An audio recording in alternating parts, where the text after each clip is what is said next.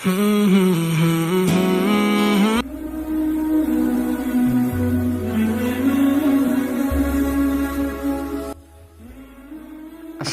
আলাইকুম। ওয়ালাইকুম আসসালাম। কি অবস্থা ভাই, কোথায় যাচ্ছেন? এই তো ভাই মসজিদে যাচ্ছি। ও আচ্ছা, আমিও মসজিদে যাব। চলেন তাহলে একসাথেই যাই। ঠিক আছে ভাই, চলে।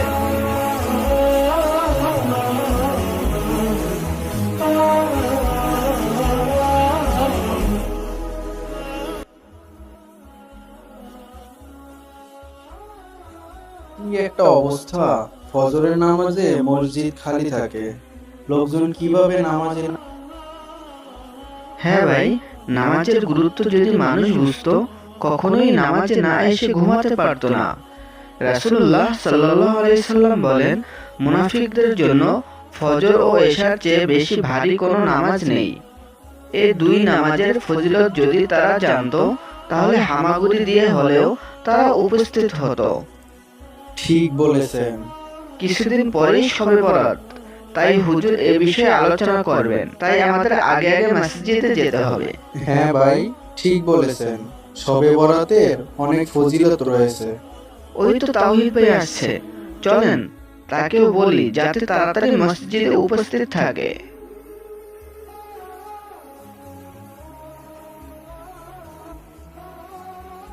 আসসালামু আলাইকুম তাওহীদ ভাই, কেমন আছেন? ওয়ালাইকুম আসসালাম। ভালো, আপনি কেমন আছেন? আলহামদুলিল্লাহ ভালো আছি। ভাই, আপনি তো আগে নিয়মিত মসজিদে আসতেন, এখন আর আসেন না কেন? খুব ব্যস্ত থাকি তো, তাই আর কি। আর অনেক শীত, তাই ফজরের নামাজে আসা হয় না। আপনার এখন টাকা পয়সা হয়েছে আর খুব ব্যস্ত থাকেন, তাই নামাজের সময় হয় না। যাই হোক, আপনাকে কিছু কথা বলবো। হ্যাঁ বলুন। সামনেই শবে বরাত, তাই হুজুর শবে বরাতের ফজিলত সম্পর্কে আলোচনা করবেন। আপনার কাজ নেই, আপনি তাড়াতাড়ি মসজিদে গিয়ে বসে থাকেন। আমি খুব ব্যস্ত মানুষ, যেতে পারবো না ভাই। আর হুজুরের আলোচনা শোনার টাইম নেই আমার। আমি অন্য কোনো সময় যাব। ভাই, এভাবে বলছেন কেন? আপনার জীবনের তো গ্যারান্টি নেই, পরে হয়তো আর সময় পাবেন না। তাই সময় থাকতে আল্লাহর আদেশ পালন করুন। আরে ভাই, আমাকে নিয়ে আপনার এত ভাবতে হবে না। আপনি নিজে চিন্তা করুন। চান তো এখান থেকে আমার ভালো আমি বুঝি। ঠিক আছে ভাই, যাচ্ছি। আল্লাহ আপনাকে হেদায়েত দান করুক। কি আর করার ভাই, মানুষকে নামাজের দাওয়াত দিলেও জারি শুনতে হয়।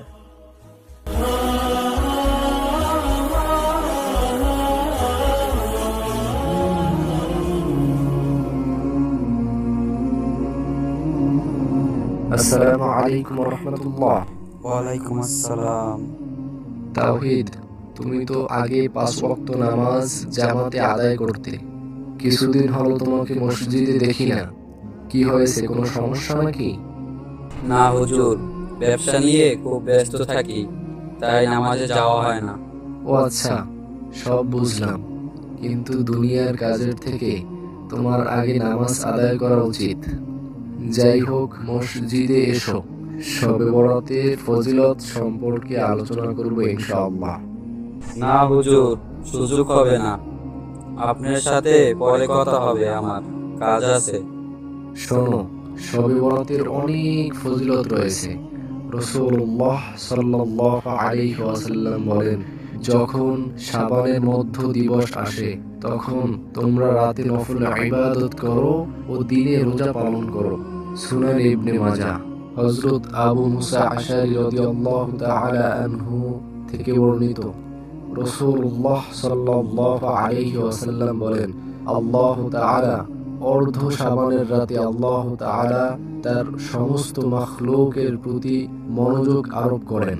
মুশরিক ও বিদ্বেষ পোষণকারী ব্যক্তিদের ছাড়া সকলকে মাফ করে দেন। সুবহানাল্লাহ। হুজুর, আমি দুনিয়ার ব্যস্ততায় এতদিন ভুল পথে ছিলাম। আমি তওবা করছি, আর কখনো নামাজ বাদ দেব না। হুজুর, আমার জন্য দোয়া করবেন। আল্লাহ তাআলা সব সময় তোমাকে সঠিক পথে রাখুক। আমিন।